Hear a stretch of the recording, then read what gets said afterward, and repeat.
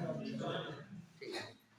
तो जैसे मान लिया कि हम चित्रकूट जा रहे हैं, ठीक है, वहां पे पहुंचे, जहां पे मुझे जाना है, तो हम ये नहीं समझ पा रहे कि अब हम किस चौराहे पहुंचे हैं, अब यहाँ से हमें किधर जाना है। मालूम है कि इस चौराहे से मुझे उधर मुड़ना है, तो हम पता करेंगे, पूछेंगे पहले भाई इस कौन सा चौराहा है ना। वैसे ही ईरानी लोग आए और यहाँ पे पहुंचे तो ये पूछे कि भाई हम कहाँ आ गए हैं, तो इन्होंने बताया होगा यहाँ के निवासियों ने कि यहाँ जो है ये सिंधु है। क्या है ये? और सिंधु उस क्षेत्र को भी कहते हैं, जैसे गंगा है तो गंगा किनारे लोग गंगा पार या गंगा इस तरह से कुछ होता है, गंगा का क्षेत्र, गंगा का मैदान भूगोल में आप पढ़े होंगे, नदी के ही तो नाम पे है। पूरा उत्तर प्रदेश बिहार सब गंगा का मैदान नहीं है, नदी के ही नाम पे है। वैसे ही यहाँ सिंधु क्षेत्र सिंधु के नाम पे, लेकिन चलेगा जनरेटर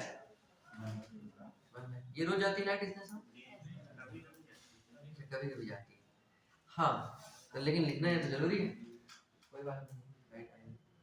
हाँ तो मेरे कहने का मतलब ये है कि जब वहां पे इन्होंने पूछा तो उन्होंने बताया सिंधु क्षेत्र में आप है। सिंधु तो सिंधु में क्या था कि सिंधु जो शब्द था उसको वो लोग क्या कहे, उन्होंने क्या कहा, ईरानियों ने हिंदू कहा। और क्यों कहा कि दो बातें, उनकी वर्णमाला में ऐसा सिस्टम है। जैसे अंग्रेजी की वर्णमाला में सिस्टम है कि अंग्रेजी में जो है तावर्ग है ही नहीं, अंग्रेजी में तावर्ग नहीं है, अंग्रेजी में टावर्ग को ही तावर्ग में ले लेते हैं। जैसे ता लिखना हो तो टी ही लिखेंगे और टा लिखना हो तो भी टी लिखेंगे, ऐसा है। वैसे ही उनके में भी दिक्कत है कि वो लोग क्या करते थे कि सा को हा बोलते थे और था को दा बोलते थे, यानी कि उनकी वर्णमाला में सिस्टम ऐसा था। तो उन्होंने सा को हा कह दिया और धा को दा कह दिया, तो वो सिंधु की जगह पे क्या कह दिया, अब हिंदू कह दिया उन्होंने, ठीक है। और जब हिंदू कह दिया तो आरंभ में जो हिंदू शब्द था वह किसी धर्म, किसी भाषा का नाम नहीं था, या क्षेत्र का नाम था, यह शब्द स्थानवाचक था। ये कैसा था? ये किसी भाषावाचक नहीं था, ये किसी धर्मवाचक शब्द नहीं था, यह शब्द स्थानवाचक शब्द था, यह स्थान को इंगित कर रहा था। ठीक बात है। फिर क्या हुआ, हिंदू बन गया शब्द, और जब हिंदू बना तो फारसियों ने इसका नामकरण, ईरानियों ने इसका नामकरण किया, और ईरानियों की भाषा फारसी थी, फारसी की वर्णमाला के आधार पर ही इसमें परिवर्तन हुआ, है ना। जो फारसी की वर्णमाला थी कि सा को हा कहेंगे और दा को दा कहेंगे, तो फारसी की वर्णमाला के आधार पर यह शब्द का निर्माण हुआ। तो ऐसी स्थिति में हिंदू शब्द फारसी भाषा का शब्द बना। किसका बना? फारसी भाषा का शब्द बना। अब हिंदू शब्द से क्या हुआ कि धीरे धीरे इसका विकास होता रहा, नाम लेते गए, लेकिन ये पहले बहुत समय तक क्षेत्र के ही रूप में नाम था, लेकिन बाद में क्या हुआ, ये जो शब्द है ये भाषा के रूप में प्रयोग किया गया। और ये भाषा के रूप में कब प्रयोग किया गया ये सबसे महत्वपूर्ण है। इस बारे में भी विद्वानों का बड़ा मतभेद है। कुछ विद्वान कहते हैं कि 12वीं शताब्दी के एक फारसी कवि हैं, उनका नाम है औफी। क्या नाम है? औफी। एक फारसी कवि औफी हैं, उन्होंने जो है इसका प्रयोग सर्वप्रथम किया था, और उन्होंने हिंदवी शब्द का प्रयोग सर्वप्रथम किया था। क्या किया था? किसके रूप में? भाषा के रूप में। यदि भाषा के रूप में, ये बात डॉक्टर पृथ्वीनाथ पांडे कहते हैं, लेकिन अन्य विद्वानों के अनुसार, बहुत सारे विद्वान हैं, उनके नाम की जरूरत नहीं है, आपके पाठ्यक्रम के हिसाब से वो चीजें नहीं है कि नाम जाना जाए किसने, किस विद्वान ने क्या कहा, ठीक है। अन्य विद्वानों ने जो बात कही है उसमें एक आते हैं, वो भी 12वीं शताब्दी के ही हैं, 12वीं 13वीं शताब्दी में। उनका बड़ा लंबा करियर रहा। उनको माना जाता है कि दिल्ली सल्तनत के 8 सुल्तानों का उन्होंने शासनकाल देखा। कौन हो सकते हैं? अमीर खुसरो, है ना। अमीर खुसरो का जन्म दिल्ली के ही आसपास में वर्तमान में एटा जिले में हुआ। एटा में पटियाली नामक कोई कस्बा है, वहां पे जन्म माना जाता है 1253 में और 1325 में मृत्यु मानी जाती है, ऐसा। तो उन्होंने क्या कहते हैं कि सबसे पहले हिंदी शब्द का प्रयोग किया। क्या किया? वह एक बहुत बड़े संगीतकार थे, बहुत बड़े कवि थे और एक हिसाब से सलाहकार भी थे राजाओं के। तो संगीत से तो मतलब नहीं है, सलाहकार की यहाँ इतिहास की बात नहीं होने जाता, यहाँ पे बात हो रही है कवि की, है ना। तो कवि के रूप में उन्होंने कई रचनाएं लिखी हैं, पहेलियां मुकरियां इत्यादि बहुत सारी लिखी हैं। उनमें से एक इन्होंने उन कविताओं पहेलियों के अलावा उन्होंने एक शब्दकोश लिखा है, हिंदी शब्दकोश। क्या लिखा है? और हिंदी जो शब्दकोश है उसका नाम है खालिक बारी। क्या नाम है? खालिक बारी में उन्होंने 30 बार हिंदवी का और 5 बार हिंदी शब्द का प्रयोग किया। किसका? और ये माना जाता है कि हिंदी शब्द का प्रयोग सबसे पहले किसने किया? तो हिंदी शब्द का सबसे पहले प्रयोग किया अमीर खुसरो ने, क्योंकि उन्होंने, इसके पहले हिंदवी था। अब हिंदवी का मतलब क्या है पहले ये समझ लेते हैं, और हिंदी का क्या मतलब है, शुरू में क्या था, बाद में क्या हुआ। ठीक, तो देखो हिंदवी का मतलब हिंदू तो क्षेत्र हुआ, और हिंदू क्षेत्र से हिंदवी बना शब्द। तो जिसमें ऊ की मात्रा आखिर में होती है छुटाऊ या बड़ाऊ की, तो उसका अरबी फारसी में से अर्थ निकालने के लिए, से संबंधित अर्थ निकालने के लिए अवी शब्द का प्रयोग करते हैं।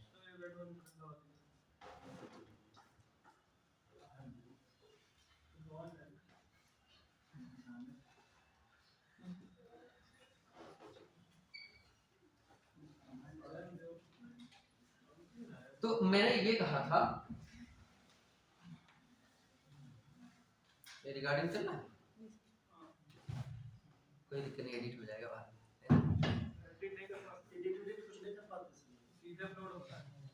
अच्छा, नहीं हो जाता है।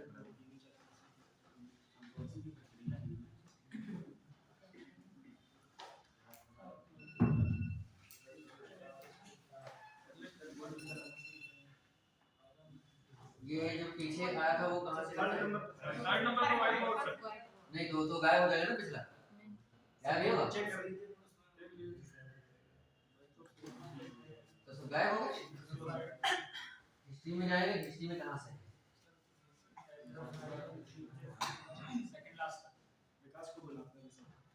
चलो कोई बात नीचे से सेकंड वाला रख करिए, नीचे से ये नहीं उधर उधर राइट लेफ्ट साइड में नीचे से सेकंड, नीचे से सेकंड, यहाँ नीचे सेकंड सेकंड सर, हां ये वाला नीचे का होगा तो चला गया, नहीं है थर्ड ऑप्शन फिर से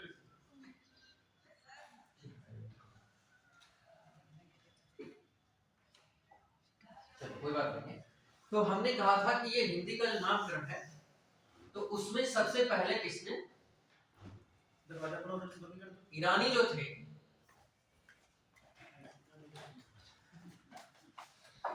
उन ईरानी लोगों ने सबसे पहले क्या किया, जो सिंधु शब्द था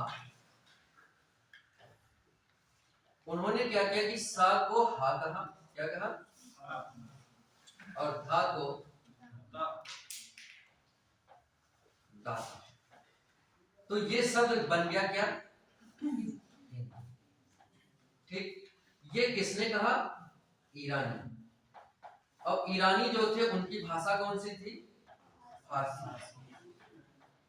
ठीक बात है कि नहीं? तो जो ये फारसी भाषा के वर्णमाला के अनुसार ये हिंदू शब्द बना, इसका मतलब ये जो शब्द बना, ये शब्द बना फारसी का। किस भाषा का शब्द बना? फारसी का। इतनी तो बात हम समझ गए। ठीक, अब हुआ क्या, अब ये इस शब्द की तो उत्पत्ति हो गई, अब इसी शब्द से आगे की कहानी शुरू होगी, चलेगी। ठीक, तो अब यहाँ पे बात ये है कि जो हिंदू शब्द है उससे सबसे पहले कभी औभी ने, लेकिन मैंने कहा कि उनके बारे में भी प्रमाण कोई विशेष नहीं है। हाँ, अमीर खुसरो के बारे में ज्यादा प्रमाण। इसके बारे में अमीर खुसरो। तो हमने कहा कि जो अमीर खुसरो है, इनका जो जीवन काल है माना जाता वो 1253 से 1325 ईस्वी। अब ये कहाँ पे है? दिल्ली। जो इस समय एटा उत्तर प्रदेश में, वैसे तो दिल्ली था, उसमें दिल्ली सल्तनत का ऐसा भाग था, है ना, लेकिन वर्तमान की बात करें तो वो एटा जिला है। ठीक, तो वो एटा जिला जो है, वहां एटा में पटियाली नाम का जो कस्बा है, वहां पे इनका जन्म माना जाता है। निजामुद्दीन औलिया का नाम सुना होगा, वो इनके गुरुजी थे, है ना। तो कहने का मतलब ये शिष्य थे उनके। तो इन्होंने क्या किया कि सबसे पहले जो इन्होंने एक शब्दकोश लिखा, उसका नाम था क्या? खाली बारी। इसमें जो है इन्होंने हिंदवी शब्द का प्रयोग किया। कितनी बार? हिंदवी शब्द का प्रयोग किया है 30 बार, और हिंदी शब्द का प्रयोग किया है 5 बार।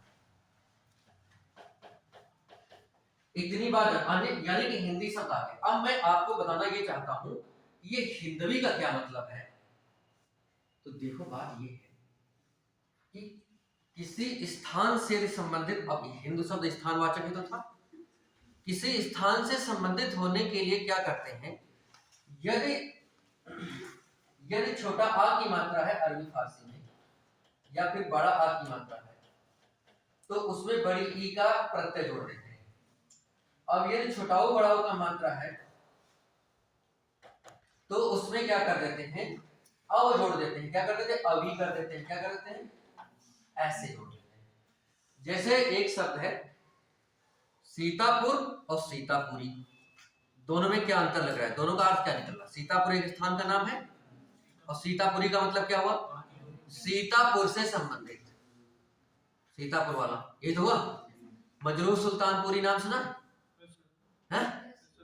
हाँ सुना है, ये गीतकार वगैरह है ना। तो सुल्तानपुरी का मतलब सुल्तानपुर, छोटा की मात्रा बाद में आया नाम के, तो उसमें ई प्रत्यय जोड़ दिया गया। और ई प्रत्यय क्या निकल देगा, क्या अर्थ निकालेगा? उस स्थान से संबंधित व्यक्ति। यदि छुटाऊ बड़ा होगा तो उसमें जो है अभी जुड़ेगा ज्यादातर। क्या जुड़ेगा? जैसे लखनऊ, क्या बनेगा? लखनवी नहीं बनेगा। तो उसी तरीके से हिंदू से क्या बनेगा? हिंदवी। वो है लखनऊ तो लखनवी, और हिंदू हिंदवी नहीं बना। अब इसका प्रत्यय का मामला बहुत विस्तार है, प्रत्यय पे हम जाना नहीं चाहते, ठीक है, और भी व्याख्याएं हो सकती है इसकी। तो इसलिए ये हिंदू जो शब्द था, इस हिंदू जो शब्द था यहाँ पे, इसी हिंदू शब्द में से संबंधित अर्थ निकालने के लिए हिंदवी शब्द बना। क्या बना? तो हिंदू फारसी था, और इसी में अवी जो फारसी प्रत्यय जोड़ करके बना, तो ये हिंदू पहले भी फारसी था, तो ये शब्द भी फारसी हुआ। फिर इसी से मिलता जुलता एक हिंदुई शब्द भी आता है, हिंदुई। क्या आता है शब्द? हिंदुई, हिंदुई भी। अब ये चीज देखो, हिंदू स्थानवाचक, हिंदवी भी स्थानवाचक, हिंदुई भी स्थानवाचक, लेकिन अमीर खुसरो ने पहली बार हिंदवी शब्द को स्थानवाचक न लेकर के भाषा के रूप में लिया 30 बार। कितनी बार? भाषा के रूप में। और फिर उन्होंने 5 बार उसी भाषा को हिंदी नाम से लिया। किस नाम से लिया? तो हिंदी तो पहली बार। अब ये हिंदी शब्द इन्होंने किस हिसाब से किया? जैसे हिंदू से हिंदवी बन सकता है, वैसे ये हिंद है तो हिंद में केवल ई प्रत्यय जोड़ेंगे। क्यों? क्योंकि इसके आखिर में छुटाव नहीं है, है? जैसे सीतापुर में सीतापुरी, वैसे हिंदवी, हिंदी, हिंद से हिंदी बना, यानी कि हिंद से संबंधित। यही तो बात हुआ, सीतापुरी मतलब सीतापुर संबंधित। तो अब बात ये है कि ये काम तो पहले हिंदू से हो रहा था, और हिंद से पहली बार किसने काम किया? ये अमीर खुसरो ने। इसलिए ये कहना ज्यादा उचित है कि सर्वप्रथम हिंदी शब्द का प्रयोग किसने किया? तो वो अमीर खुसरो ने किया और यह लिखित भी है, क्योंकि खालिक बारी शब्दकोश अभी उपलब्ध है और उसमें ही है। ठीक है, तो हिंदी शब्द आया, लेकिन इतना मतलब कि वो व्यापक रूप में नहीं था कि सब लोग मान लें कि जैसा भारत में बोला जा रहा है, उत्तर भारत में खास तौर से जैसा लोग बोल रहे हैं वो हिंदी भाषा है, ऐसा नहीं कोई मानता था। धीरे धीरे ये हुआ। धीरे धीरे क्या हुआ कि धीरे धीरे ये कब हुआ कि ये अमीर खुसरो ने प्रयोग तो शब्द कर दिया सबसे पहले इस समय में 1200 के लगभग में, 1200-1300 के बीच में इन्होंने इस शब्द का प्रयोग तो कर दिया और हिंदी के भाषा के रूप में ही किया, भाषा के अर्थ में ही किया, लेकिन सभी लोग उस भाषा को हिंदी ही मानने लगे थे, कहने लगे थे। ये कुछ नहीं था, ऐसा कुछ नहीं था। और उस समय क्या चल रहा था, उस समय कोई हिंदवी कह लेता था, कोई हिंदी कह लेता था। और जब अंग्रेज, मुगल काल में दिल्ली सल्तनत में, और जब अंग्रेज आए तो 1800 ईस्वी के लगभग में, 1800 ईस्वी के लगभग में क्या हुआ, जब अंग्रेज आए तो अंग्रेजों के समय में इसको जो हिंदुस्तान में बोली जाती थी, यानी कि हिंदू क्षेत्र था और उस क्षेत्र में जो बोली जाती थी उसको बाद में कहा गया हिंदवी या हिंदी, हिंदवी ही ज्यादा कहा गया। कब? दिल्ली सल्तनत काल में और मुगल काल में। लेकिन जब अंग्रेज आए 1800 के लगभग में, इसी भाषा को जो उत्तर भारत में बोली जाती थी उसको हिंदुस्तानी कहा जाने लगा। क्या कहा जाने लगा? अब हिंदुस्तानी क्या है? हिंदुस्तान में रहने वालों को हिंदुस्तानी कहते हैं। लेकिन मुगल काल में जो भारत में बोली जाती है, मुगल काल के बाद अंग्रेजों के काल में 1800 के आसपास जो भारत में बोली जाती थी उत्तर भारत में, उसको हिंदुस्तानी कहते थे। जिसको वर्तमान समय में हम हिंदी कह रहे हैं उसको क्या कहते थे? हिंदुस्तानी कहते थे। हिंदुस्तानी उसमें एक भाषा थी। अब दूसरा क्या हुआ, ये 1800 के बाद में जब आधुनिक काल आता है, कब से? भारतेंदु हरिश्चंद्र के समय से, यानी कि लगभग में 1850, ये तो। अब 1850 या फिर 1803 में फोर्ट विलियम कॉलेज कलकत्ता की स्थापना हुई। उसमें सदल मिश्र इत्यादि जो है प्रोफेसर थे हिंदी के, जॉर्ज ग्रियर्सन भी उसी में थे। इन लोगों ने हिंदी के बारे में काम करना शुरू किया। तब जब काम करना शुरू किया तो शुरू में हिंदुस्तानी के नाम से काम करते थे। किस नाम से?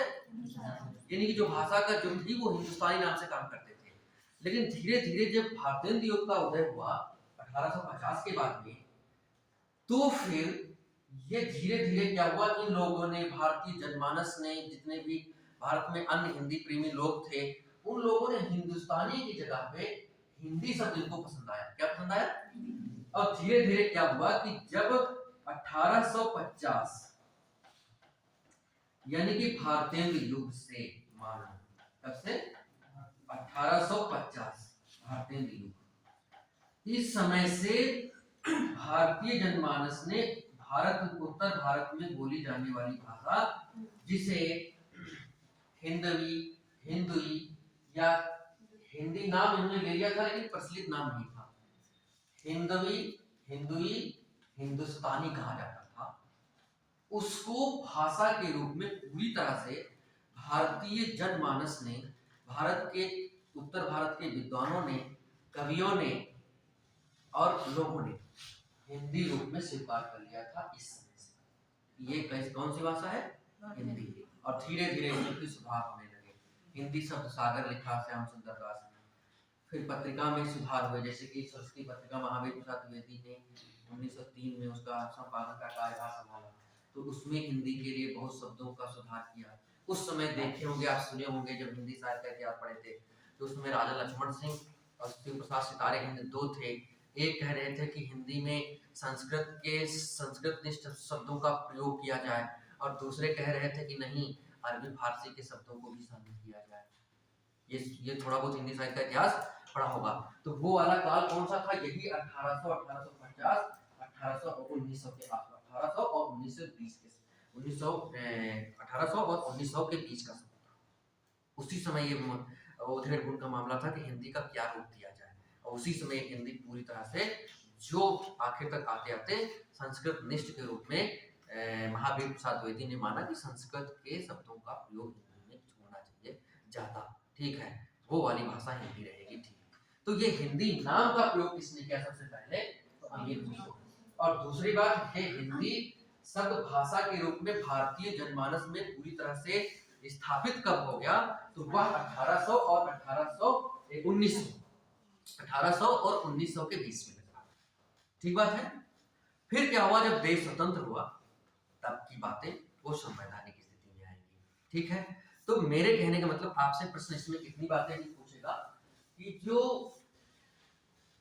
हिंदी जो शब्द है ये किस शब्द से बना है, तो आप बताओगे हिंदी शब्द ये सिंधु से निर्मित है। किससे निर्मित है? सिंधु एक नदी है और उस सिंधु को ही फारसी भाषा के लोगों ने क्या कहा, जो ईरानी थे उन्होंने क्या कहा, हिंदू। और हिंदू शुरुआत में क्या थी, स्थानवाचक, बाद में क्या बनी, भाषावाचक। किसने सबसे पहले हिंदी का नाम दिया,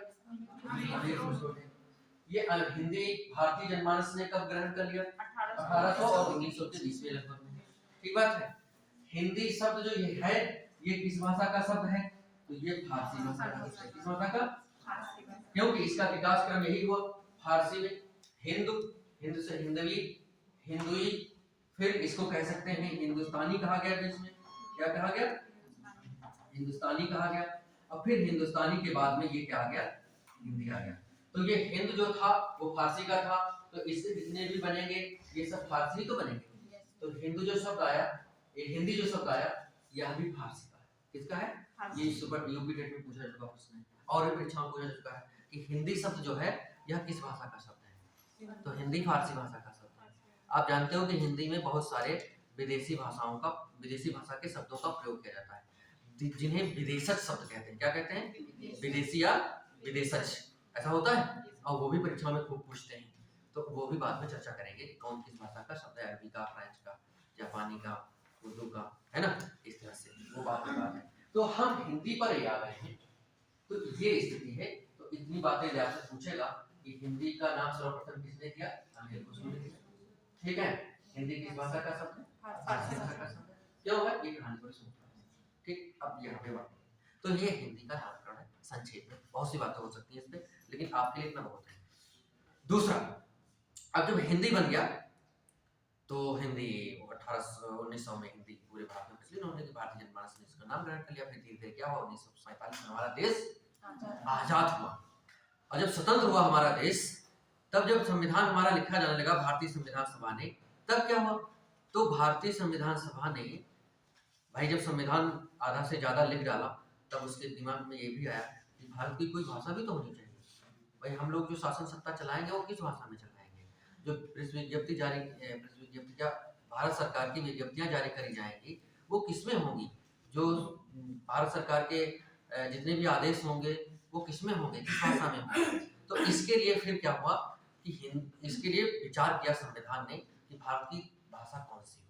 तो उसके लिए विचार विमर्श करने के बाद उन्होंने क्या किया कि अंततः सुझाव ये दिया भारतीय संविधान सभा ने कि हिंदी को बनाया जाए। क्या बनाया जाए, तो हिंदी को उन्होंने संविधान में शामिल किया। और संविधान में शामिल करेंगे तो इसका मतलब किसी अनुच्छेद में लिखेंगे, तो कहाँ पे लिखा गया, कैसे लिखा गया, तो देख लीजिए। ठीक है, तो हम अब हेडिंग डालिए संवैधानिक।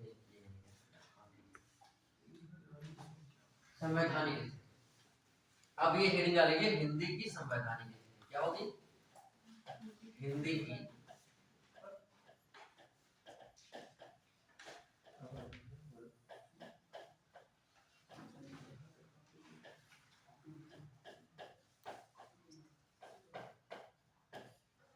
ये इतनी सी बात है।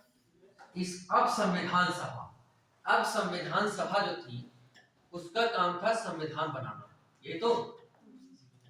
और संविधान सभा जब हम लिख रहे हैं तो इसका मतलब इसके आगे ये भी समझ लेना कि भारतीय संविधान है ना, भारतीय संविधान सभा की बात करेंगे।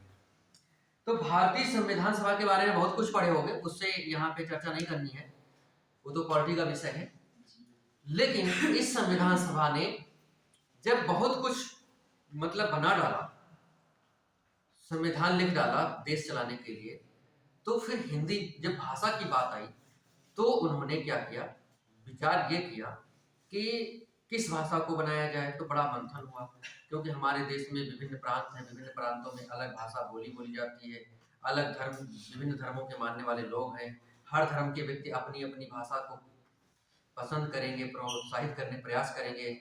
तो अब भाई निर्णय करना मिल करके ही करना पड़ेगा। तो अंततः जो निर्णय हुआ कि कौन सी भाषा रखी जाए, तो हिंदी के बारे में विचार सहमति बनी। ठीक, तो कब बनी? वो तारीख थी 14 सितंबर। कौन सी थी?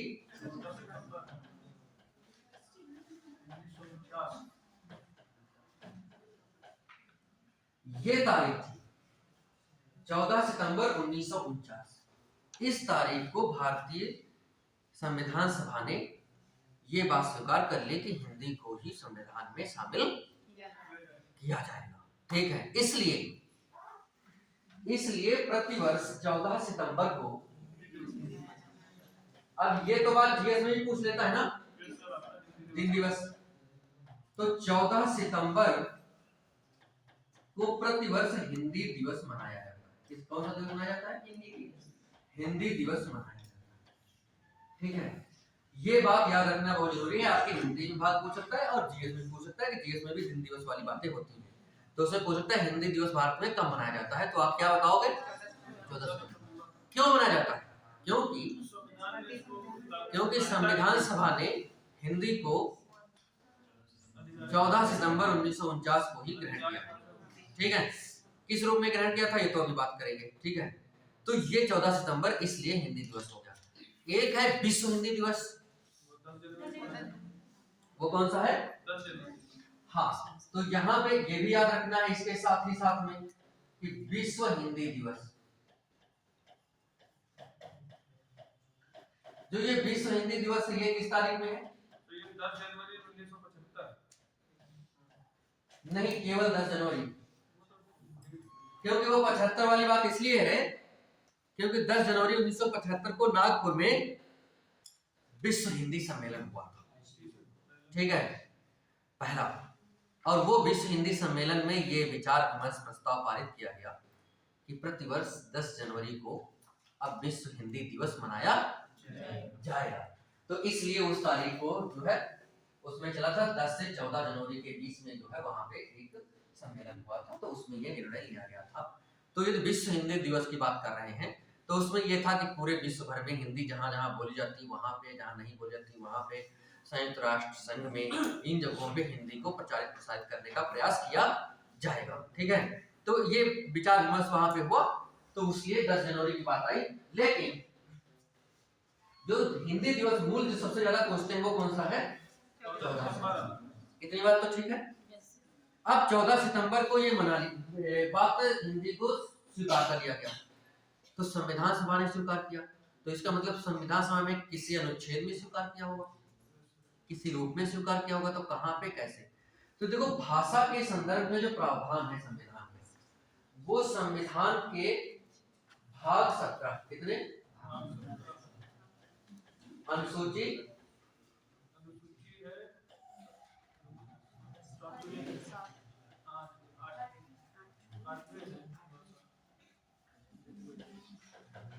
ठीक 8वीं अनुसूची है, और अनुच्छेद देखो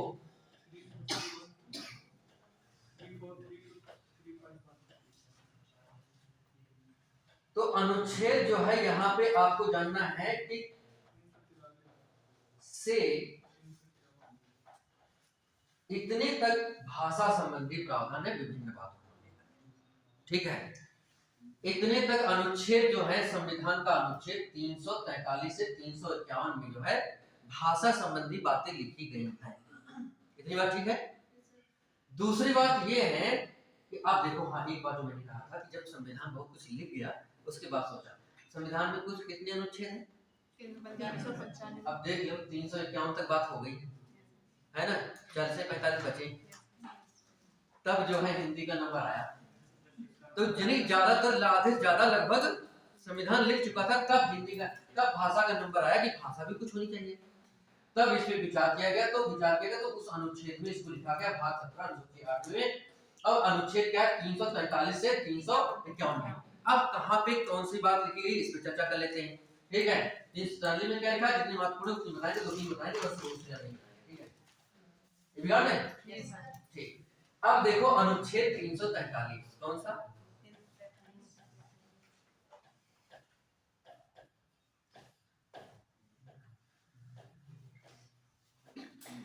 अनुच्छेद जो 343 है,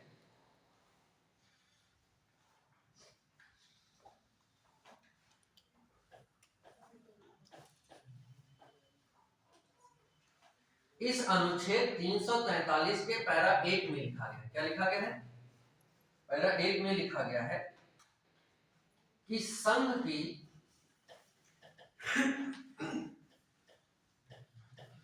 राजभाषा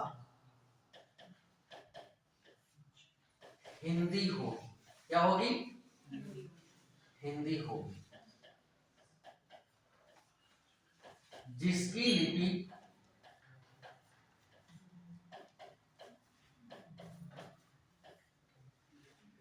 लिपि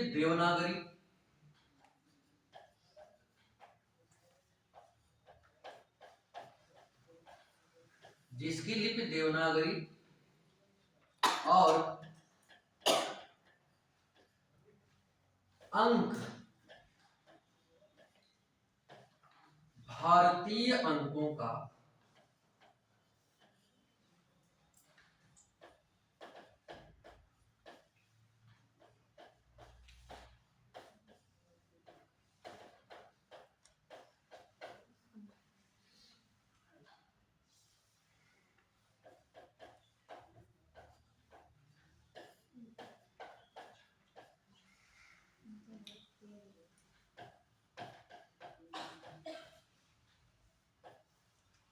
इतनी बात ठीक है? ये बात है अनुच्छेद 343 में पहली बात लिखी। ठीक, अब इसमें हमें 2-3 बातें समझनी है। पहली बात तो संघ की राजभाषा नहीं, भारत जो है एक संघ है, संघीय व्यवस्था यहाँ पे है ना। India that is Bharat shall be union of states, यानी कि राज्यों का एक संघ है, तो संघ नाम लिया, ठीक है। तो वो जो संघ हमारा भारत है उसकी राजभाषा क्या होगी? हिंदी होगी। क्या होगी? तो ये बात जानना है कि हिंदी जो है, हिंदी को संविधान ने किस रूप में स्वीकार किया है। तो राजभाषा क्यों? बहुत तरह की हो सकती है। जैसे एक होती है राजभाषा, और राजभाषा का मतलब होता है सरकारी कामकाज की भाषा या शासन के कामकाज की भाषा। ये तो सरल शब्दों में लिख देते हैं, सरकार के या सरकारी, ठीक है, सरकारी कामकाज की भाषा। इतनी बात समझ गए होंगे। दूसरा होता है राष्ट्रभाषा। क्या होती है? राष्ट्रभाषा। इसका मतलब होता है पूरे देश में या पूरे राष्ट्र में, यही तो, पूरे देश में बोली जाने वाली भाषा।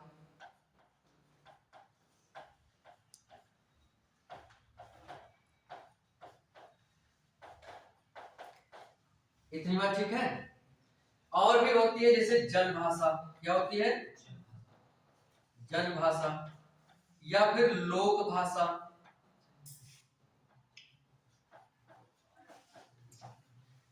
अथवा वैज्ञानिक भाषा, अथवा साहित्यिक भाषा।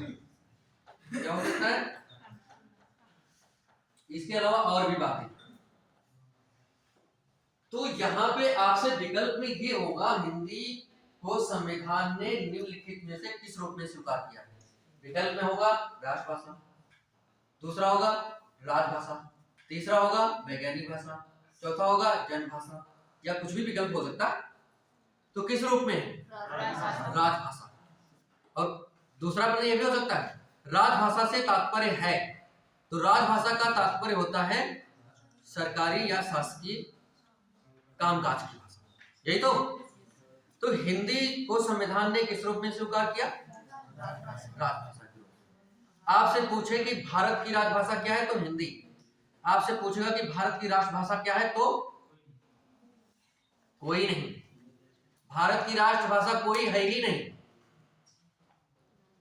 क्योंकि राष्ट्रभाषा का मतलब होता है पूरे देश में बोली जाने वाली भाषा, और भारत में ऐसी कोई भाषा है ही नहीं जो पूरे देश में बोली जाती हो। हिंदी सिर्फ 10 राज्यों में बोली जाती है। 9 राज्य हैं मुख्य वाले, और एक केंद्र शासित राज्य दिल्ली है। कुल कितने हो गए? 10। यानी कि हिंदी सिर्फ 10 राज्यों में बोली जाती है। कितने राज्यों में? हिंदी 10 राज्यों में बोली जाती है। यानी कि उन 10 में से 9 राज्य हैं मुख्य और 1 केंद्र शासित दिल्ली है। ठीक है, तो यहाँ पे समझना है कि हिंदी केवल 10 राज्यों में बोली जाती है और राज्य कितने हैं? 36 है। तो अब 36 में 10 तो बहुत कम हुए, तो पूरे देश में कहाँ बोली जाती है?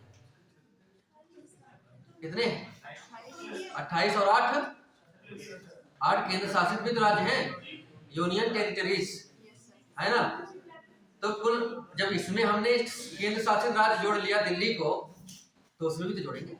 ठीक है, तो यहाँ पे आपको समझना ये है कि अब तो पूरे देश में तो कोई हिंदी बोली जाती नहीं है, तो हिंदी तो राष्ट्रभाषा हुई नहीं, और यही तो मतभेद ही था। ये तो पूरे देश में हिंदी बोली जाती होती तो इतना मतभेद करने की क्या जरूरत थी? हिंदी सभी लोग स्वीकार कर लेते, लेकिन अलग अलग स्टेट में अलग अलग बातें थी, तो ये इसलिए जो है हिंदी को राजभाषा बनाया गया। राजभाषा तो हो ही नहीं सकती, क्योंकि कोई भाषा जब बोली नहीं जाती पूरे देश में तो कैसे बनेगी कोई राजभाषा?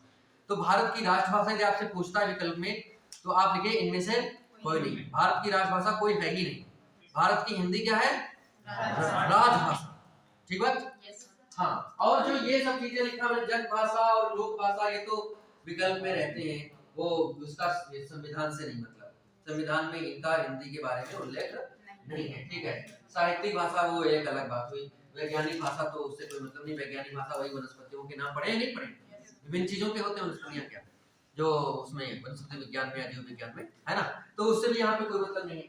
तो एक बात हो गई, तो हिंदी को राजभाषा के रूप में संविधान ने, किस हिंदी को संविधान ने राजभाषा के रूप में स्वीकार किस अनुच्छेद में किया? तो 343। ठीक है, अब एक वाली बात लिखे तो ठीक है, नहीं लिखे तो कोई बात नहीं, 343 लिख गया। अब जिसकी लिपि देवनागरी होगी, अब हमें लिपि समझना क्या है। लिपि किसे कहते हैं? लिपि का मतलब होता है ध्वनि संकेतों को लिखित रूप, ध्वनि संकेतों के लिखित रूप को, यानी कि ध्वनियों का जो संकेत होता है, जो लिखते समय संकेत, जैसे कि ये है, एक यहाँ पे है का और दूसरा यहाँ पे है ये, दोनों को हम तो बोलते तो का ही है, लेकिन अब ये इसका संकेत चिन्ह ऐसा है और इसका संकेत चिन्ह ऐसा है। तो ध्वनि संकेतों के लिखित रूप को या लिखित चिन्ह को क्या कह सकते हैं? ध्वनि संकेतों के लिखित चिन्ह को लिपि कहते हैं। ये हम लिखें, लिख लो ऐसे, ठीक है। तो ध्वनि संकेतों के लिखित चिन्ह को लिपि कहते हैं, और लिपियां बहुत है दुनिया भर में। भारत में भी बहुत सारी लिपियां प्रसिद्ध हैं, तो उनमें से 2-4 लिपियों के मैं नाम बताता हूँ आपको। सबसे भारत में प्राचीन लिपि है तो वो लिपि है ब्राह्मी लिपि। कौन सी लिपि है? ब्राह्मी लिपि। फिर एक आती है खरोष्ठी लिपि। कौन सी आती है? खरोष्ठी।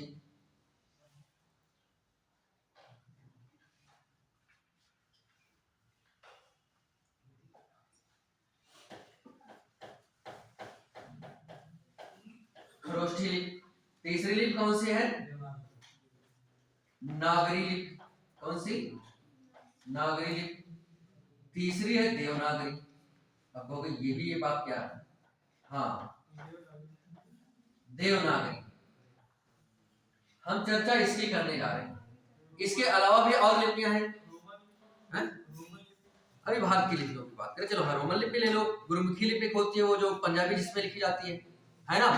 और भी लिपियां, बहुत सारी लिपियां हैं, लेकिन कुछ प्रमुख लिपियां मैं बताऊं, और उन लिपियों का उल्लेख किया है जहां पे देवनागरी का संबंध है ना। बस उनकी मैंने बात की है, और भी बात। तो सबसे प्राचीन लिपि है भारत की ब्राह्मी लिपि। ठीक, उसके ब्राह्मी लिपि से ही इन सभी भारतीय लिपियों का विकास हुआ है।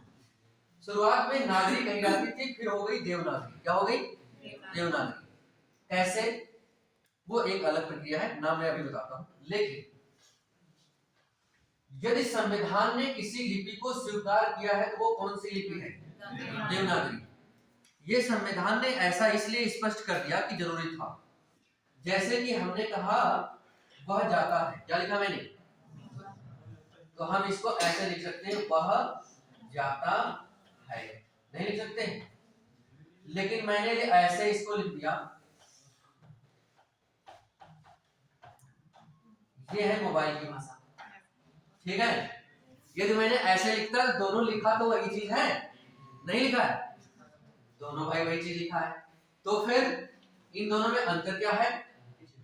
इन दोनों की भाषा एक ही है। इन दोनों की भाषा क्या है?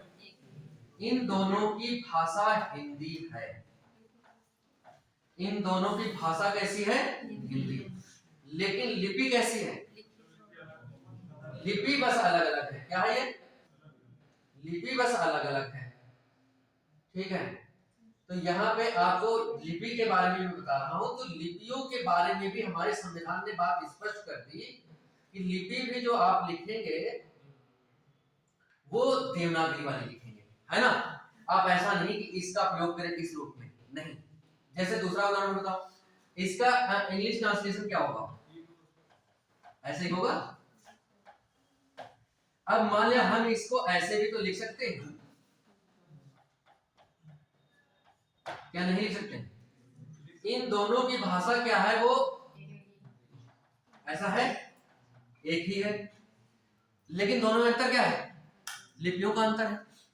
तो ये बात उस संविधान ने कह दिया कि यदि आपको हिंदी में है भाषा और उस हिंदी भाषा को यदि आपको लिखना है तो उसको लिखने के लिए इस लिपि का प्रयोग करेंगे। और ये वाली जो लिपि है वो देवनागरी लिपि। कौन सी लिपि है? देवनागरी लिपि कहा जाता है इसको। ठीक है, अब मैं देवनागरी के बारे में थोड़ी बात बता देता हूँ। जो का से छोटा आ से ज्ञा तक की जितनी वर्णमाला हमने पढ़े हैं वो सब देवनागरी की।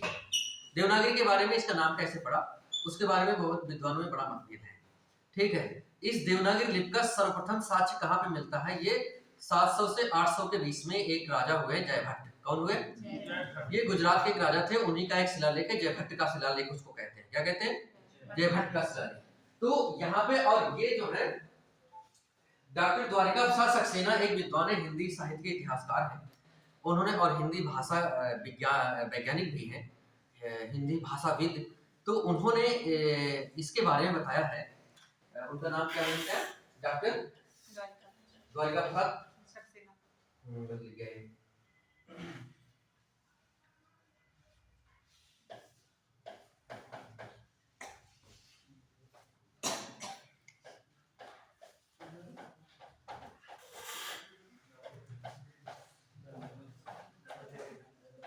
इन्होंने क्या किया? भाषाविद है हिंदी के और हिंदी इतिहासकार हैं। इन्होंने क्या कहा है कि इन्होंने कहा है कि जो देवनागरी का प्रथम साक्ष्य, कहां पे? देवनागरी का प्रथम साक्ष्य, या प्रथम या सर्वप्रथम, है ना, प्रथम साक्ष्य जयभट्ट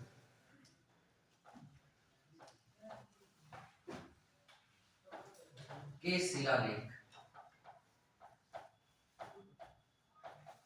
जयभट्ट के शिलालेख से प्राप्त होते हैं, प्राप्त होते हैं, जो गुजरात में स्थित है। कहां पे है? गुजरात में। शायद मेरी बात समझ पाए होंगे। यह प्रश्न पूछा जा चुका है आपकी परीक्षा में नहीं, लेकिन दूसरी परीक्षा में, कि देवनागरी लिपि का प्रथम साक्ष्य कहां प्राप्त होता है, कब मिला? तो प्रथम साक्ष्य जो प्राप्त होता है वो जयभट्ट के शिलालेख में। वो है कहां पे? गुजरात में। है कब का? 7वीं 8वीं शताब्दी का, 700 से 800 के बीच का है।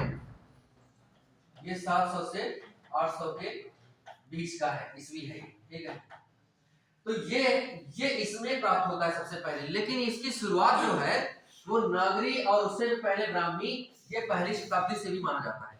लेकिन ये किसी शिलालेख में लिखा गया, वो उसका उल्लेख कहां पे है? तो वो जयभट्ट वाला है। ठीक है, ये कहां पे है? गुजरात में। कहां पे है? गुजरात में है। और ये बात इन विद्वान ने मानी है और इनका विद्वानों ने इसको स्वीकार किया है, इसलिए मैंने इनका नाम उल्लेख किया है। ठीक है, तो यहाँ पे ये बात है। अब दूसरी बात क्या है? दूसरी बात ये है, ये देवनागरी हो गया। अब बात आई अंक की। इसकी बात आई अंक की। ठीक, यानी कि अक्षर वाली तो बात हुई गई। उन्होंने कह दिया कि जो देवनागरी के अक्षर होते हैं उसकी लिपि का प्रयोग किया जाएगा, यानी कि ऐसे नहीं लिखा जाएगा, ऐसे लिखा जाएगा। ठीक बात है। अब बात कह रहे हैं कि यदि अंक मुझे गिनती लिखना होगा तब क्या करूंगा मैं? तो उन्होंने कहा है गिनती लिखना हुआ तो जो भारतीय अंक है, भारतीय अंक होने का मतलब ये है कि जो देवनागरी के अंक है, किसके अंक है? ब्राह्मी देवनागरी के जो अंक माने जाते हैं, जो देवनागरी अंक है उन्हीं का जो अंतरराष्ट्रीय रूप है, कौन सा रूप है? अंतरराष्ट्रीय रूप है। तो देवनागरी के पहले तो अंक कौन से हैं?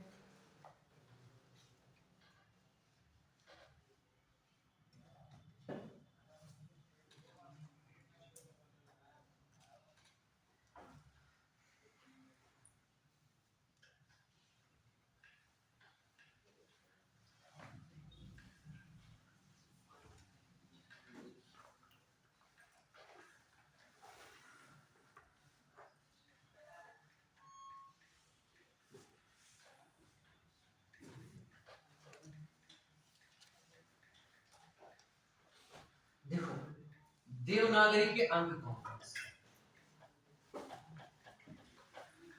देवनागरी अंक, ठीक अंक। अब ये अंक है, ये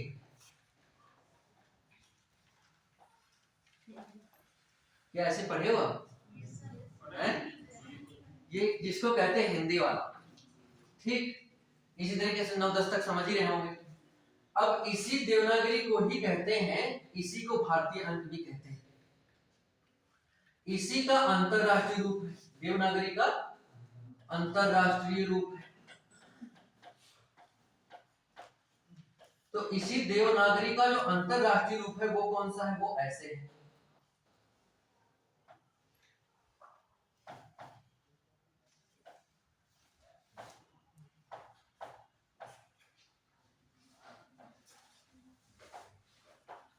ठीक बात है। अब समस्या ये है कि इस ये वाले जो है 6 ऐसे बनेगा, ऐसे तो 7 8 9 कुछ इस तरह से ना। तो ये देखो देवनागरी का अंक, देवनागरी जो अंक है ये मूल है, इसका भारतीय रूप ये मूल अंक ये, और जो इसका अंतरराष्ट्रीय रूप है वो ये है, जिसको हम अभी तक गलती से भ्रमवश अंग्रेजी की गिनती समझते आ रहे थे। मेरी बात समझ पा रहे हो? वो अंग्रेजी की गिनती नहीं है, वो कौन सी गिनती है? वो हिंदी की ही गिनती है। बस फर्क इतना है कि वो देवनागरी की हिंदी की जो भारतीय गिनती है उसका वो अंतरराष्ट्रीय रूप है, और अंतरराष्ट्रीय रूप से वो मान्य कर ली गई। ठीक बात है। तो ये हिंदी की गिनती है, अंग्रेजी की गिनती ये नहीं है। ठीक। अंग्रेजी की गिनती देखो कैसे, अंग्रेजी जो है किस लिपि में लिखी जाती है? रोमन लिपि में लिखी जाती है। और रोमन लिपि की गिनती कैसे होती है? ऐसे होती है।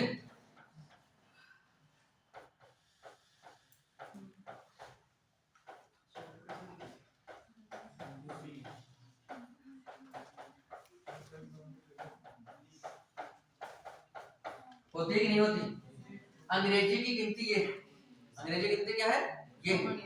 ये नहीं है, ये हिंदी की गिनती है, देवनागरी गिनती है, भारतीय गिनती है। और इस भारतीय गिनती का बस इतना अंतर है कि ये भारतीय गिनती का मूल रूप ये है और अंतरराष्ट्रीय रूप ये है। इसका प्रमाण क्या है भाई? जब 0 दिया मेरे भारत ने तब दुनिया को गिनती है। ये गाना तो सुने होंगे। और 0 का मतलब खाली 0 क्या करेंगे?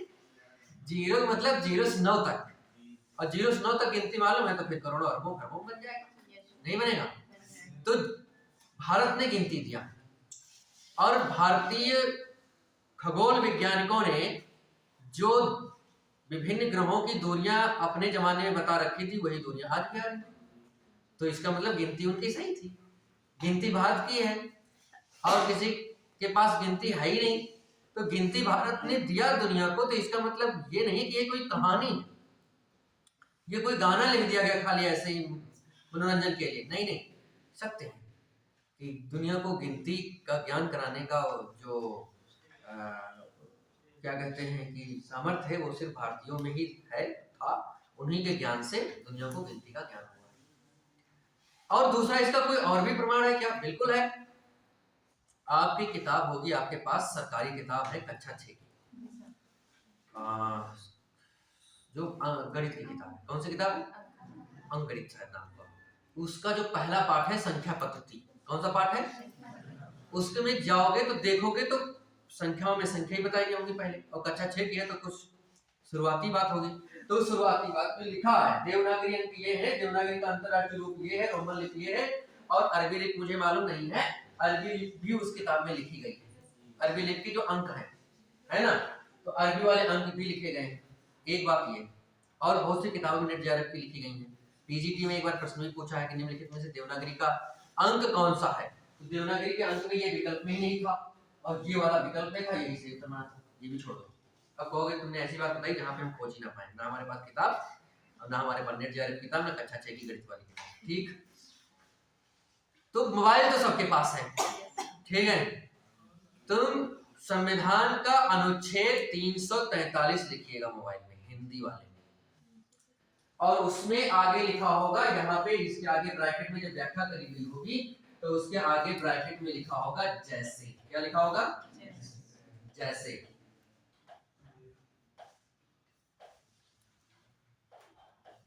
ये नहीं हो, ठीक है।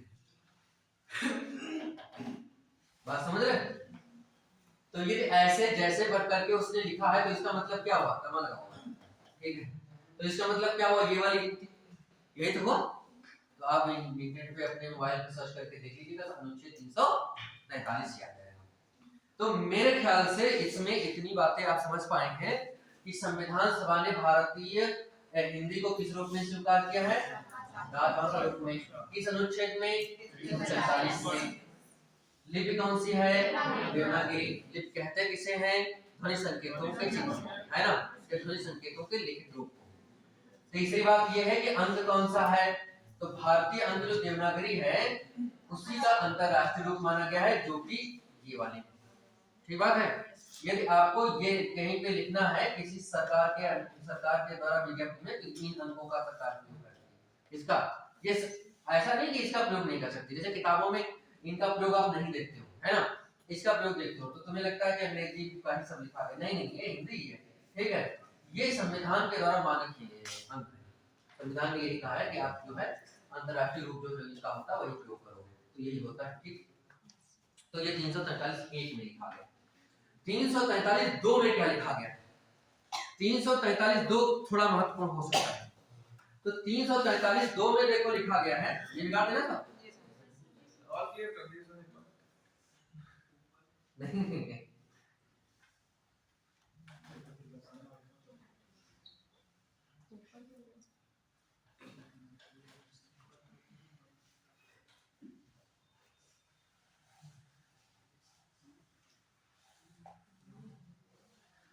हाँ, तो हमने ये जो बात कही है, अब 343 दो में क्या लिखा गया है? वो लिखा गया है कि अंग्रेजी का प्रयोग जहां जहां अभी तक हो रहा था, यानी कि संविधान लिखा जा रहा है, देश अभी स्वतंत्र हुआ है ना, तो इसका मतलब अंग्रेजी शासन था, तो अंग्रेजी का जहां जहां भी प्रयोग हो रहा था वहां वहां अगले 15 वर्षों तक अंग्रेजी का प्रयोग होता रहेगा, अर्थात 1965। मेरी बात समझ पा रहे? 50 में लागू हुआ, तो जब से संविधान लागू हुआ तभी से तो 15 साल गिना जाएगा, तो 26 जनवरी 50 को लागू हुआ तो फिर 1962 तक, ठीक है। तो इसमें लिखा गया है कि अंग्रेजी का प्रयोग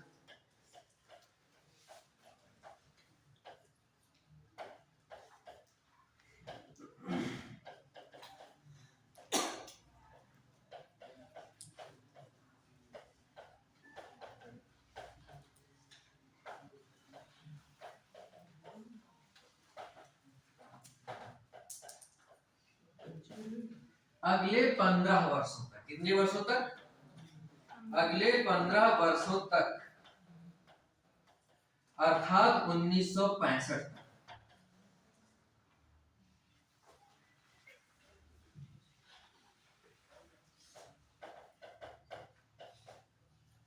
अंग्रेजी का प्रयोग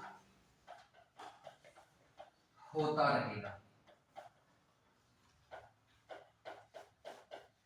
इसका सरल शब्द में ये है कि इसी में ये कहा गया है कि अब भाई जिस दिन से संविधान में अनुच्छेद 1 में लिख दिया गया कि अंग्रेजी राजभाषा होगी तो वह है ना।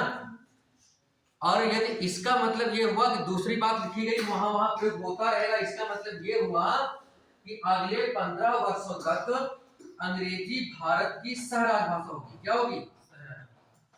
अंग्रेजी भारत की सह राजभाषा होगी।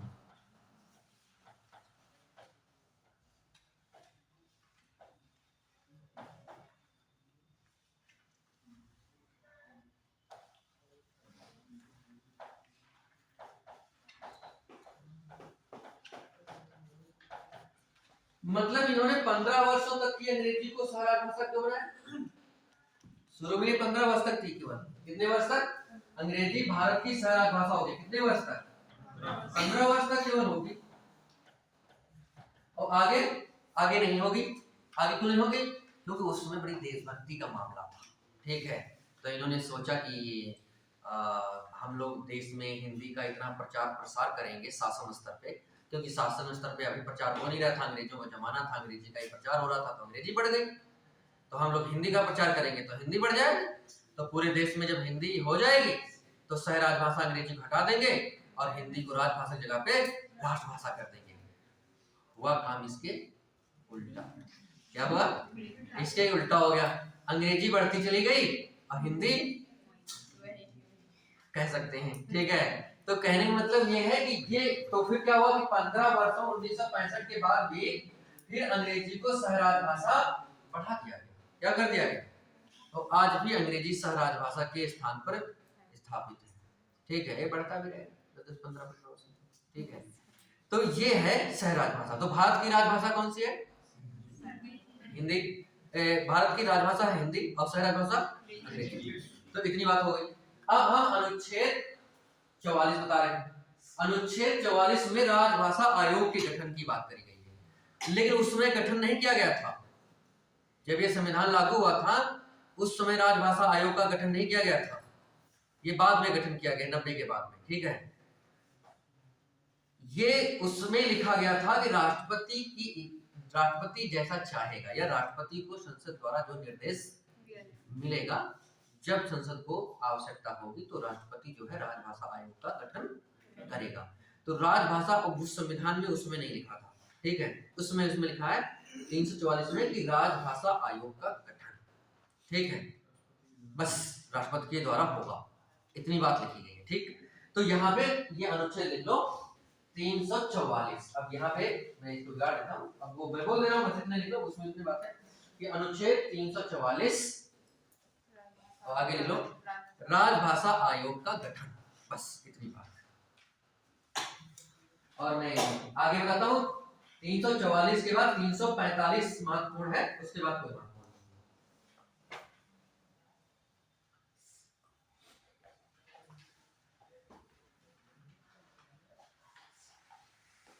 अनुच्छेद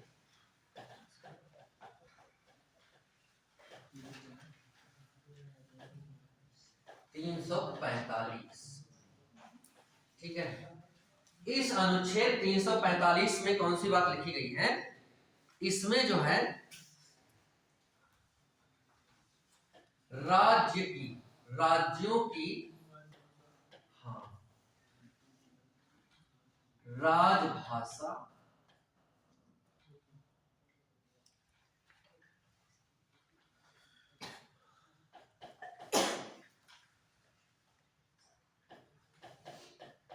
राजभाषाएं एवं सह राजभाषा, है ना।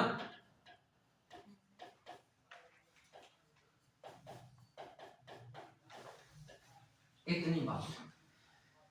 तो देखो राज्यों के संदर्भ में बात लिखी गई है, तो एक बात यहां पे ये जान लो कि राज्यों की राजभाषा, राज्यों की सबकी राजभाषा हिंदी ही हो। बात समझ रहे हो? सबकी राजभाषा हिंदी ही होगी पूरे देश में, सभी राज्यों की राजभाषा हिंदी। लेकिन जो दूसरी बात लिखी वो महत्वपूर्ण है कि राज्यों की सह राजभाषा क्या होगी? राज्यों की सह माने होता है साथ, ठीक है, तो उसके साथ साथ में जो हिंदी से काम ना चल पाए तब, तो सह राजभाषा जो होगी वो राज्य अपने अनुसार बना सकते हैं। क्या कर सकते हैं? जिस राज्य में जो भाषा बोली ज्यादा जाती है उस भाषा को वो लोग अपने राज्य की राजभाषा बना सकते हैं, और अपने राज्य की जो राजभाषा है इसको कह सकते हैं राज्य की दूसरी राजभाषा। क्या कह सकते हैं? राज्य की दूसरी राजभाषा, ठीक है, या राज्य की आधिकारिक राजभाषा। आधिकारिक भाषा कौन सी? राज्य की आधिकारिक, यानी कि जो पूरे देश की वो तो है ही है, राज्य की आधिकारिक भाषा। ये तीनों नाम हम जान सकते हैं इसको, यानी राज्यों की सह राजभाषा। अब राज्यों की राजभाषा तो सबकी हिंदी है, लेकिन अन्य राज्य जो है अपनी अपनी भी भाषाएं बना सकते हैं, उसको कहा जाएगा राजभाषा, या उस राज्य की दूसरी राजभाषा। राज्य की राजभाषा पहली सबकी तो हिंदी रहेगी, और राज्य की दूसरी राजभाषा सबकी कौन सी रहेगी? वो अपना बना सकते हैं, ठीक है। अब जैसे कि उत्तर प्रदेश का मामले में हम लेते हैं, किसके मामले लेते हैं? क्योंकि उत्तर प्रदेश से पूछेगा भी, ठीक है। तो हम उत्तर प्रदेश की बात करें तो ये जो उत्तर प्रदेश की राजभाषा है, तो उत्तर प्रदेश की राजभाषा हिंदी रहेगी। क्या रहेगी?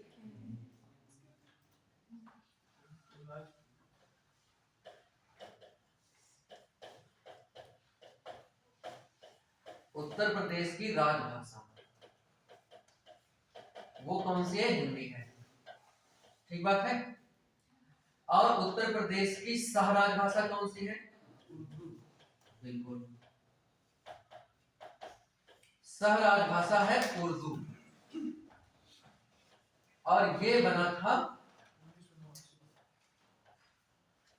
1989। बहुत इंपॉर्टेंट है परीक्षाओं की दृष्टि से, यानी कि उत्तर प्रदेश की जो सह राजभाषा उर्दू को स्वीकृत किया गया था वो 1989 में स्वीकृत किया गया था, ठीक है।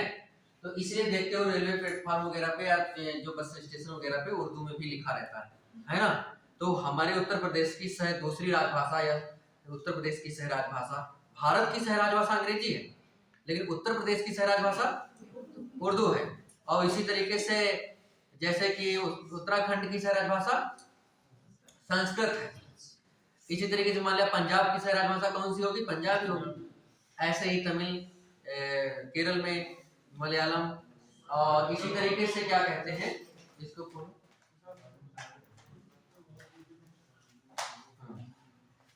तो कहने का मेरे तात्पर्य ये है कि जो सह राजभाषा है वो कौन सी है? उर्दू है उत्तर प्रदेश की। मेरे ख्याल से चारों बातें समझ पाए हो। भारत की राजभाषा हिंदी है, भारत की सह राजभाषा अंग्रेजी है, ठीक। दूसरी बात, उत्तर प्रदेश की या किसी भी राज्य की जो राजभाषा होगी पहली वो हिंदी ही होगी, दूसरी राजभाषा बनाने का राज्यों को अधिकार है। अनुच्छेद कौन से? 45 में, 44 में राजभाषा आयोग का गठन, 45 में राज्यों की राजभाषा है ना। तो ये आपको जानना है इतनी बातें। तो यहाँ पे मेरे ख्याल से इतनी बातें जो हमने बताई हैं ये इसकी संवैधानिक स्थिति है, इससे भी परीक्षाओं में पूछ सकते हैं। अब जो तीसरी बात है, वो जो तीसरी बात है वो है हिंदी की वैश्विक स्थिति। कौन सी? विश्व में हिंदी की क्या स्थिति है। तो उसमें मुझे ज्यादा बात नहीं करनी है, बस दो चार बातें समझ लो। एक बात यह है कि हिंदी दुनिया में सबसे ज्यादा कौन सी भाषा बोली जाती है, हिंदी का स्थान कौन सा है। तो भले इसमें मतभेद है लेकिन कुछ प्रमाणिक चीजें हैं। पहला नंबर है मंदारिन चीनी का, है ना। दुनिया में सबसे ज्यादा कौन सी भाषा बोलने वाले भाषा के लोग हैं? मंदारिन यानी चीनी भाषा। जो चीन के लोग हैं उनकी संख्या भी ज्यादा है, तो चीनी भाषा बोलने वाले लोगों की संख्या दुनिया में सबसे ज्यादा है, ठीक बात है। दूसरे नंबर पे अंग्रेजी है। दूसरे नंबर पे कौन सी है? अंग्रेजी है। और तीसरे नंबर की जो भाषा है वो हिंदी है। इस बात में मतभेद मिल सकता है, ठीक है, लेकिन फिर भी जो है तीसरे नंबर की भाषा कौन सी मान जाती है? अंग्रेजी, हिंदी। तो हिंदी का भी कम नहीं है ना।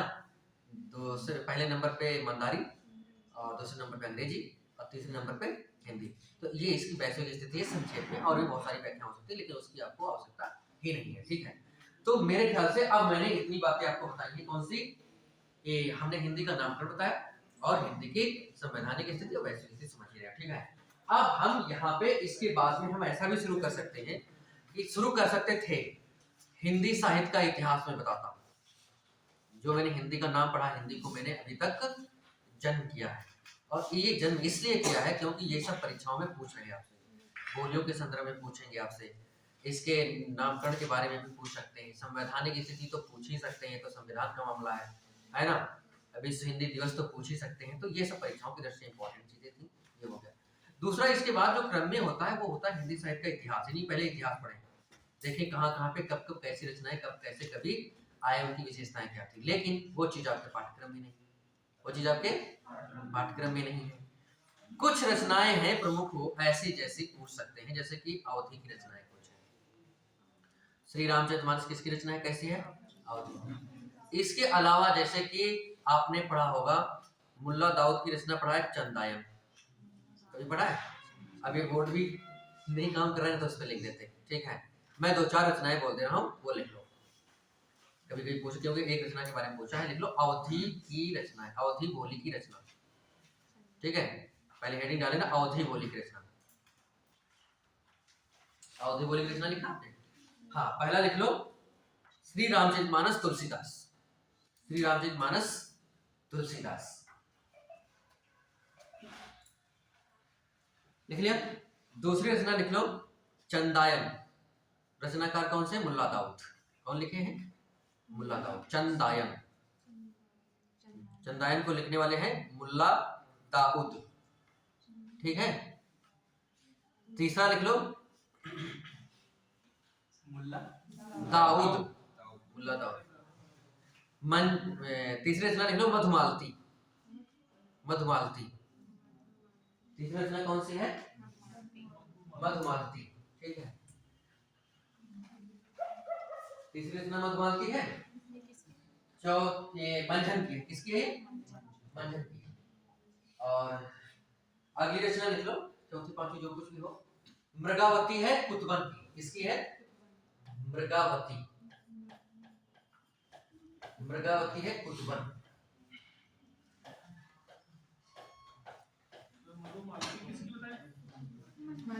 मंझन जी, मधुमालती ऐसे लिखा होगा। ठीक है, मधुमालती, और इसकी रचनाकार है कौन से, मंझन। ये भक्ति काल में पढ़ा होगा, सूफी का विधारा में, है ना। हाँ, तो ये कौन से, अवधी भाषा के हैं, अवधी भाषा लिखे हैं। एक रचना हंस उस्मान की चित्रावली है, चित्रावली लिख लो, ये है उस्मान की। और एक है हंस जवाहर, इंद्रावती, हंस जवाहर की, इंद्रावती।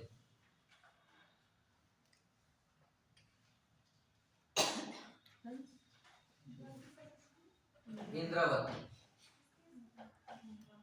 नहीं, इंद्रावती नूर मोहम्मद की।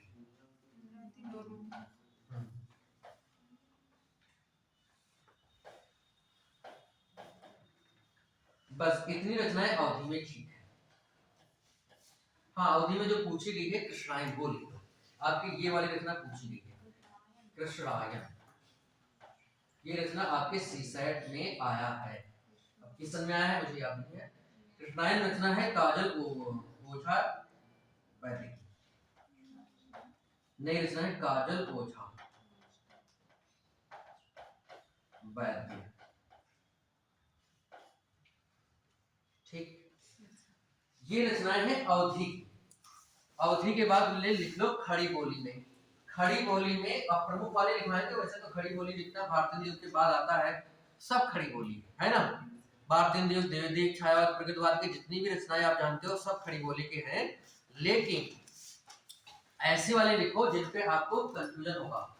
वो जितने जैसे कि खड़ी बोली के हैं, खड़ी बोली, खड़ी बोली के रचनाकारों में लिखे ना, कबीर, कबीर के रचना पंचमेल सुखकड़ी है, वो खड़ी बोली का बोली मानी जाती है। कबीर और रहीम कौन से,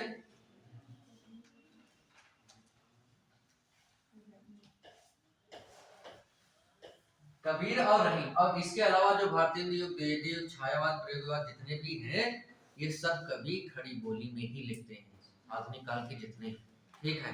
लेकिन ये वाले नहीं, ठीक है। दूसरा ये है, अब एक मैथिली में लिख लो, किसमें लिख लो, मैथिली। मैथिली में विद्यापति ही केवल है, ये कवि का नाम है विद्यापति। क्या नाम है, ये है कवि, और इनकी रचना है कीर्तिलता और कीर्ति पताका। क्या है, और वैसे तो इनकी रचना विद्यापति ग्रंथावली नाम से रामचंद्र शुक्ल ने संपादित किया था, तो वो तो एक अलग बात है। कीर्तिलता और कीर्ति पताका दो रचनाएं हैं। एक रचना हाँ भोजपुरी में, भोजपुरी से संबंधित कवि है भिखारी ठाकुर। क्या नाम सुना कभी आपने? जी सर। हाँ, भिखारी ठाकुर। 24 जनवरी की जयंती हुई थी। हैं? 24 जनवरी को उनकी जयंती हुई थी। अच्छा अच्छा अच्छा, हाँ। भिखारी ठाकुर जो हैं वो भोजपुरी के शेक्सपियर माने जाते हैं, है ना। ये गिरजा कुमार माथुर ने इनके संदर्भ में बात की, भोजपुरी का शेक्सपियर बताया है, ठीक है। तो फिलहाल में ये है, और किसी की रचनाएं अवधी में, भोजपुरी में, और खड़ी बोली को मैथिली का इतने पूछ सकते हैं, और बुंदेली वगैरह में या इस तरह से जो दूसरी भाषाएं हैं उनमें इतनी महत्वपूर्ण बातें कभी नहीं है, ठीक है। तो यहाँ पे ये बात आपको सुना लेंगे। दूसरी कौन सी है, अब हम जो है यहाँ पे इसको विराम देते हैं परिचय को, और हम अब आपसे बताएंगे, टाइम ही हो गया, हाँ। तो अब जो है तो अब हम बात करेंगे अगले दिन, वो हम